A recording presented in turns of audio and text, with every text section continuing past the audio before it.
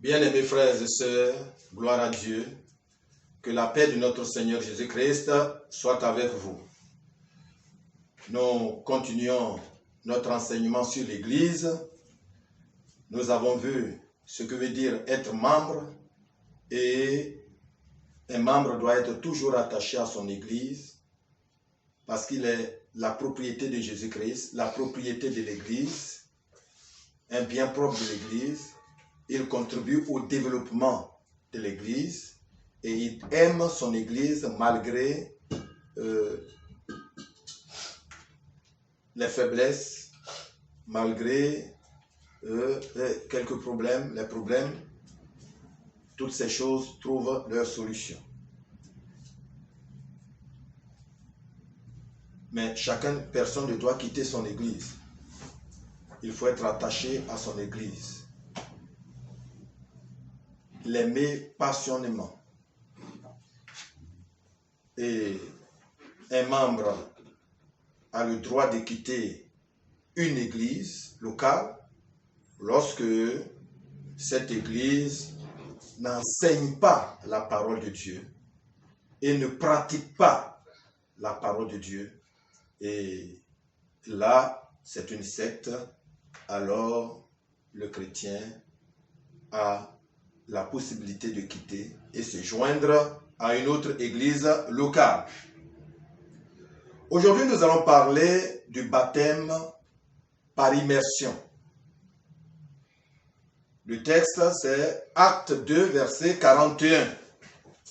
Ceux qui acceptèrent sa parole furent baptisés, et en ce jour-là, le nombre des disciples augmenta d'environ 3000 âmes. Ici, nous parlons de l'église locale de Jérusalem, l'église primitive, la première église. Alors, après l'évangélisation, beaucoup de personnes se sont fait convertir ce jour de la Pentecôte et le nombre de 120 est devenu 3000 âmes. Ils les ont baptisés. Donc, nous parlons du baptême par immersion. Le Seigneur Jésus-Christ a prescrit 2 ordonnances à son Église. Le baptême et la Sainte Seine, qu'on appelle aussi le repas du Seigneur. Le Seigneur a ordonné à son Église de pratiquer le baptême par immersion. Quand il a dit, allez, faites de toutes les nations des disciples, baptisez-les au nom du Père, du Fils et du Saint-Esprit, et enseignez-leur à observer ce que je vous ai prescrit. Donc le baptême est l'acte de plonger dans l'eau une personne qui s'est repentie et qui a confessé sa foi au Seigneur Jésus-Christ, et aussi on prononce sur cette personne la formule suivante: au nom du Père, du Fils et du Saint-Esprit, et on remonte cette personne de l'eau. Cet ordre indique que l'Église a la charge de faire des disciples,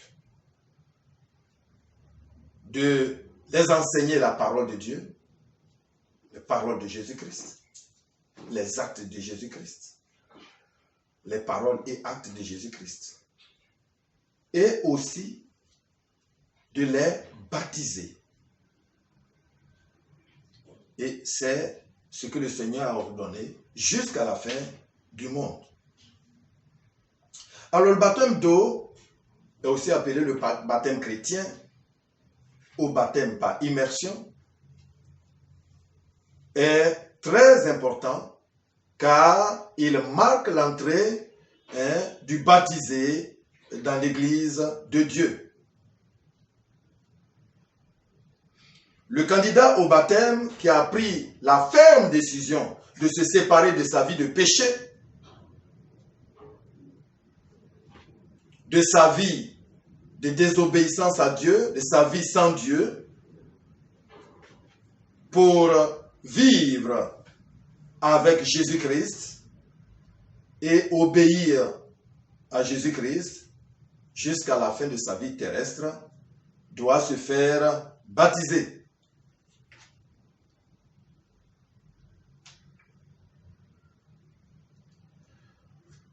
« 1 Corinthiens 13 dit « Rendez grâce au Père qui nous a délivrés de la puissance des ténèbres et nous a transportés dans le royaume de son Fils. »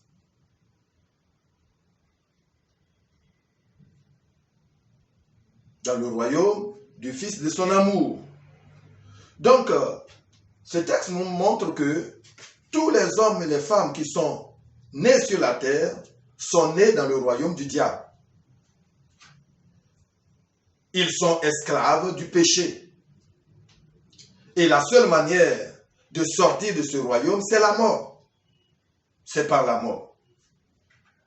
Et la seule manière de rentrer ou d'entrer dans la famille de Dieu, c'est par une nouvelle naissance.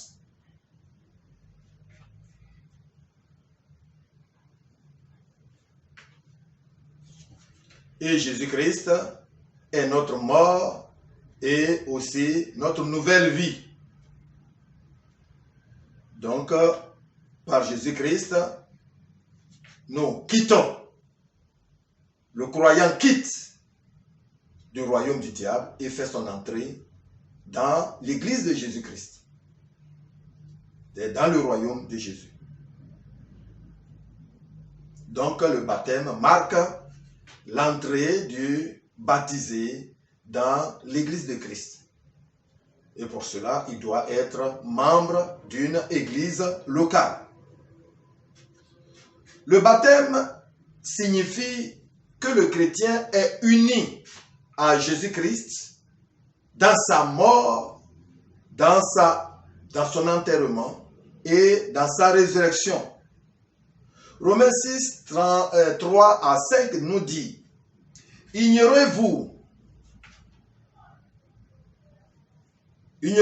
que nous tous qui avons été baptisés en Jésus-Christ, c'est en sa mort que nous avons été baptisés.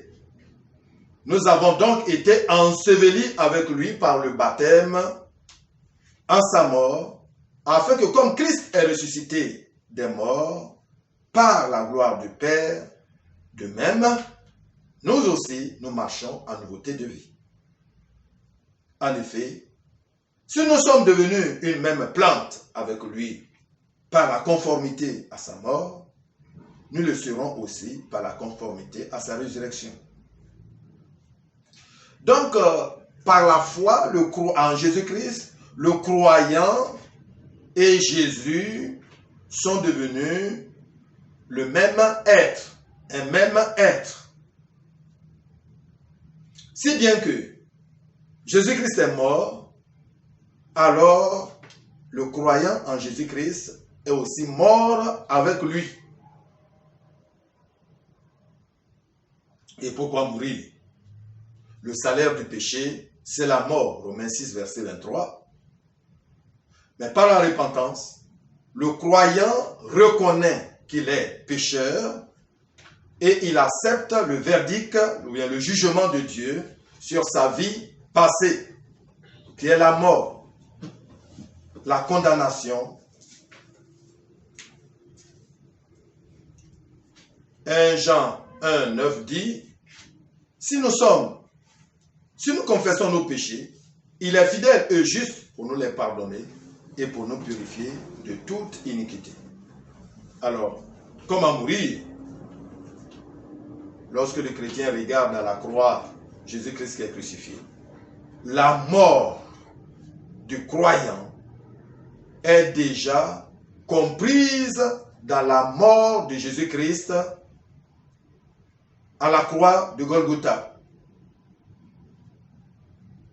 2 Corinthiens 5, verset 14 dit: nous estimons que si un seul est mort pour tous, tous donc sont morts.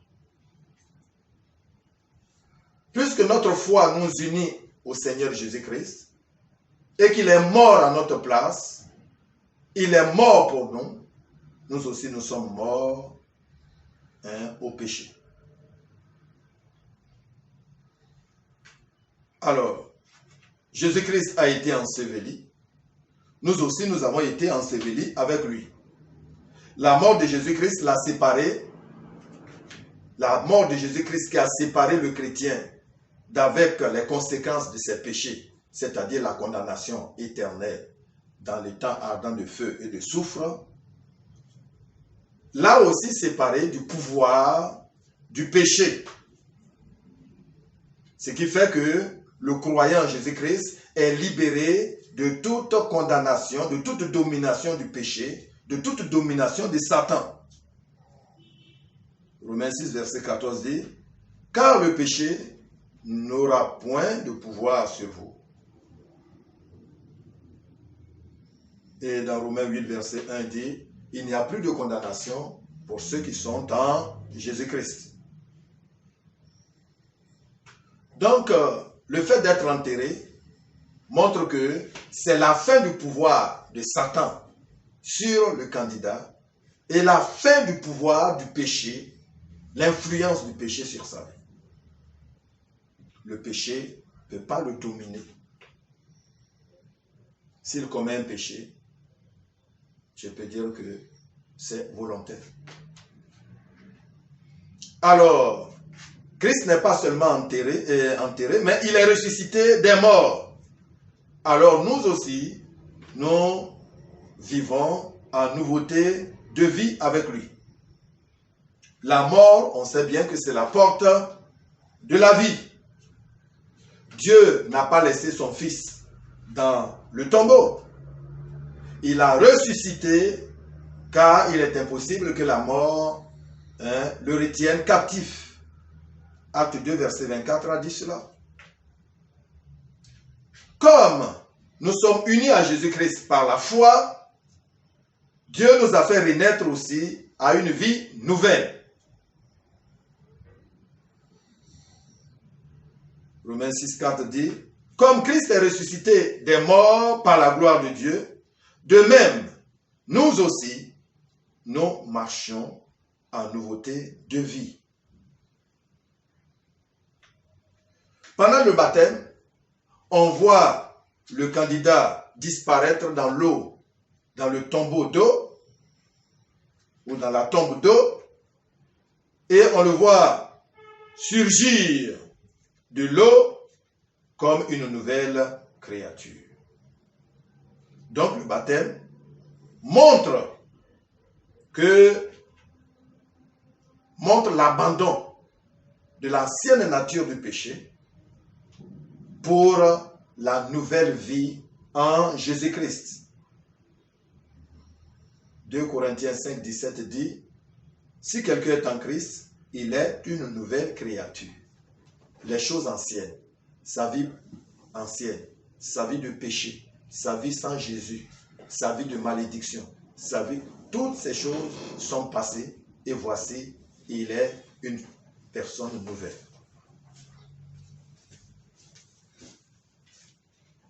Il est uni à Christ parce que il suit le chemin de Jésus il suit le même chemin que Jésus à travers la mort et la résurrection. Comme Jean 14, verset 6 dit,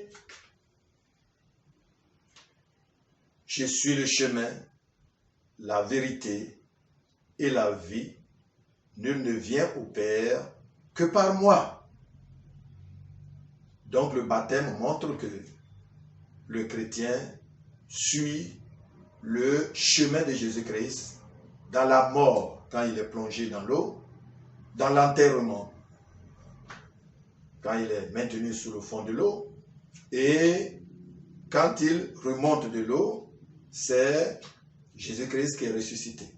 Il est ressuscité avec Jésus-Christ pour vivre une vie nouvelle, c'est-à-dire la vie qui est en Jésus.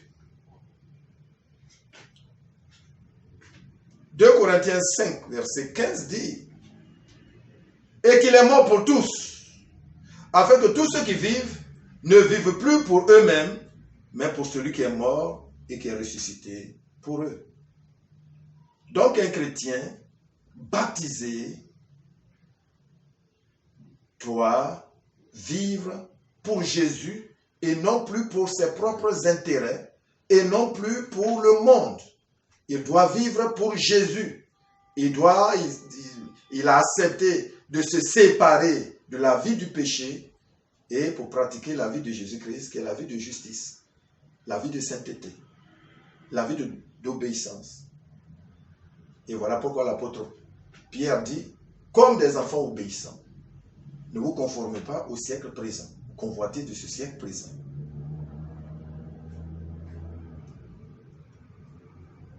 Le baptême signifie aussi un passage ou bien une traversée, comme le peuple d'Israël a traversé la mer Rouge. Nous aussi, le baptême, c'est une traversée, c'est notre Pâques. Par le baptême, le croyant passe du royaume de Satan et entre dans le royaume de Dieu. Par le baptême, il dit non au diable, mais il dit oui à Christ. Par le baptême, il a quitté la vie du péché pour la vie avec Jésus, pour la vie de Jésus-Christ. Par le baptême, il a quitté la mort pour entrer dans la vie éternelle. Il a quitté aussi la rue pour l'église locale. Il a dépouillé le vieil homme pour se revêtir de l'homme nouveau qui est Jésus-Christ. Alors, à quelles conditions on doit recevoir le baptême? La seule condition au baptême, c'est la foi en Jésus-Christ comme notre Seigneur et notre Sauveur. Marc 16, verset 16 dit, « Celui qui croira et qui sera baptisé sera sauvé, mais celui qui ne croira point pas sera condamné. » Alors, souvent les gens embrouillent les chrétiens en disant, celui qui est baptisé au nom, celui qui n'est pas baptisé au nom de Jésus, son baptême n'est pas valable. Mais, au lieu d'être baptisé au nom du Père, du Fils et du Saint-Esprit, pour eux, le baptême doit être administré au nom de Jésus-Christ. C'est vrai que dans Actes 2, verset 38, Pierre a dit, « Repentez-vous et que chacun de vous soit baptisé au nom de Jésus-Christ pour le pardon de vos péchés, et vous recevrez le don du Saint-Esprit. » Mais quand Pierre a dit cela, qu'est-ce que cela signifie? Être baptisé au nom de Jésus, c'est être baptisé selon les enseignements de Jésus-Christ. Tout simplement être baptisé baptisé selon les enseignements de Jésus-Christ. Au sur la confession de notre foi dans le nom de Jésus-Christ comme Fils de Dieu et qui est mort et qui est ressuscité pour nous. Ou le baptême, être baptisé au nom de Jésus-Christ, c'est être baptisé du baptême ordonné par Jésus-Christ. Donc, être baptisé au nom de Jésus n'est pas une formule. Ce n'est même pas une formule. Quand Paul dit que dans 1 Corinthiens 10, verset 2, qu'ils ont tous été baptisés en Moïse, dans la nuée et dans la mer,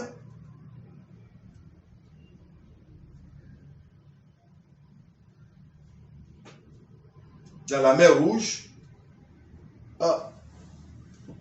il ne dit pas que les gens, ils ont prononcé un une formule de baptême, mais ils veulent dire tout simplement que, à cause de la traversée miraculeuse, le peuple d'Israël a accepté Moïse comme son guide et son enseignant. Donc à partir de ce moment-là, ils placent leur confiance à la direction de Moïse, ils lui obéissent, ils savent que c'est Dieu qui l'a envoyé. Donc être baptisé au nom de Jésus, c'est placer sa confiance en Jésus comme l'envoyé, le seul envoyé de Dieu. Il n'y a de salut en aucun autre, car il n'y a sous le ciel aucun autre nom qui nous a été donné, par lequel nous devons être sauvés. Mais la seule formule valable est les baptisants au nom du Père, du Fils et du Saint-Esprit. De Matthieu 28, verset 19. Ça veut dire quoi? Être plongé dans la communion spirituelle avec le Père, avec le Fils et avec le Saint-Esprit. En sorte que, on peut dire comme dans 2 Corinthiens 13, verset 13, que la grâce de notre Seigneur Jésus-Christ, l'amour de Dieu et la communication du Saint-Esprit soient avec vous tous. Amen. Donc en fait, pour résumer, le baptême est un témoignage visible du changement qui s'est produit dans le cœur, dans la vie du chrétien, dans le cœur du chrétien. C'est un acte d'obéissance au Seigneur qui a lieu après qu'on s'est converti, après le salut. Et il y a de nombreux passages dans la Bible qui montrent que lorsqu'une personne croit au Seigneur Jésus-Christ, il doit passer par le baptême, comme ce que le texte de base a dit dans Acte 2, verset 41. Ceux qui acceptèrent la parole de Pierre furent baptisés. Le baptême est très important.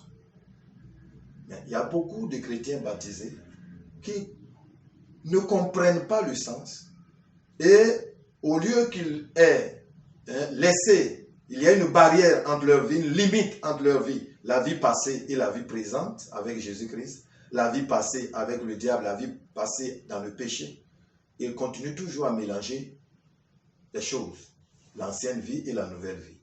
Frères et sœurs, en obéissant au Seigneur Jésus-Christ, en se faisant baptiser, nous devons respecter le sens, la signification du baptême et marcher toujours en nouveauté de vie, marcher avec Jésus-Christ jusqu'à la fin de notre vie terrestre. Il n'est pas question qu'on retourne en arrière. Que la paix de Dieu soit avec chacun de nous. Amen. Père éternel, Dieu des armées, ta grâce est infinie. Par le baptême, tu nous enseignes beaucoup de choses. Que c'est par toi que l'homme peut abandonner sa vie de péché, sa vie loin de toi, pour vivre avec toi. Car tu nous as créés à ton image et selon ta ressemblance. Et la bonne position pour l'homme, c'est d'être, Seigneur, auprès de toi, sur la terre, de marcher avec toi et d'être auprès de toi au ciel. Seigneur éternel, je te remercie de ce que tu as institué le baptême pour nous enseigner toutes ces choses. Nous te remercions et que tes enfants qui n'ont pas compris le sens du baptême, ils comprennent qu'ils sont passés de la vie du péché à la vie de la droiture, à la vie de la sainteté, à la vie avec Christ. Merci Seigneur Jésus-Christ. Amen.